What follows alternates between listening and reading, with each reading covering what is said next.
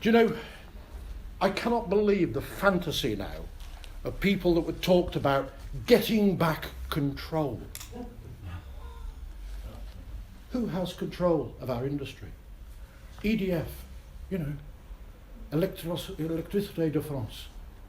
Who owns much of the water industry? Who owns much of our car industry? Who owns much of the things that we produce? Who owns Cadbury's now? No, it's not in Britain it's owned. What we need is to collectively have a view as to how we stop international capitalism telling us what to do. And we formed the European Union with that very thing in mind.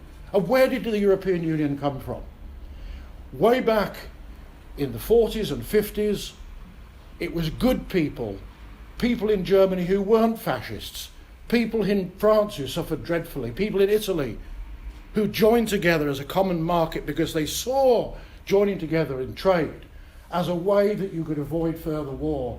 As a boy, as some of you in this audience tonight will remember, the bomb sites around Birmingham, the rationing that we had in the early 50s, all this was to do with war and conflict that went back over 100 years. My father, when I got to about the age of 9, they stopped conscription. So boys at the age of 15, 16 were conscripted into the armed services. And it was ended when I was about 9. And my father said to me, do you know, he said, you are the first in our family's generation that we can ever remember whose first journey into mainland Europe wasn't with a rifle over your shoulder.